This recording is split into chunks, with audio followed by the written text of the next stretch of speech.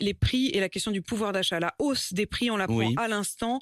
L'inflation en France, ce sont les chiffres de l'INSEE, 4,5% en mars, c'est sur un an, hein, mais c'est l'estimation au mois de mars. 4,5% d'inflation en France, sachant qu'il y a 9,8% en Espagne, 7,3% en Allemagne. Vous, Président, comment vous faites pour lutter contre les hausses des prix? Alors, deux choses. La première, c'est que, bien évidemment, il y a le prix de l'énergie. Et l'affaire de l'Ukraine est vitale pour ça. Et puis, deuxième point fondamental, c'est que moi, je réclame depuis longtemps, et pas d'aujourd'hui, l'indexation des pensions de retraite, de l'indice des fonctionnaires, des aides sociales d'ailleurs, et je parlerai du privé après, l'indexation des pensions de retraite pour que les retraités ne perdent pas leur retraite et leur pouvoir d'achat.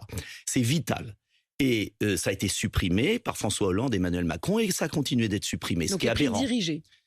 Non, Vous voudriez des prix l'indexation des pensions de retraite. C'était le Mais b.a.-ba. est-ce que vous iriez jusqu'à Le des prix b.a.-ba. dirigés? Alors, premier point. Deuxièmement, je propose un 13e mois pour tous les salariés jusqu'à 3 fois le SMIC, pas payé par les entreprises qui n'en ont pas les moyens, mais c'est 8% d'augmentation. C'est une sorte de prime. Non, il y aura un 13e mois, 8% d'augmentation de tous les revenus du privé jusqu'à 3 fois le SMIC et des indépendants par une baisse des charges salariales, c'est-à-dire 20 milliards de l'État.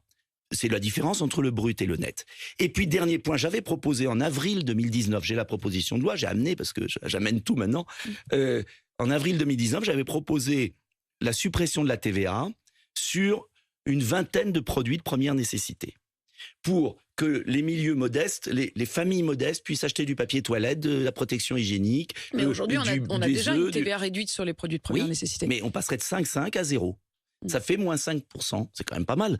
Donc, et le plafonnement du prix de l'essence à 1,70 €. Mais pour faire tout ça, attention, parce qu'il ne faut pas raconter des histoires. Et je vois beaucoup de promesses en l'air pendant cette campagne. Voilà pourquoi j'essaye de chiffrer. J'ai écrit un livre, Où va le pognon, où j'ai détaillé 100 milliards d'économies. Ça, je pense que c'est faire la politique sérieusement. J'économise d'un côté, je reverse sur le travail ou ceux qu'on travaille. Et c'est sur Internet. À ces programmes.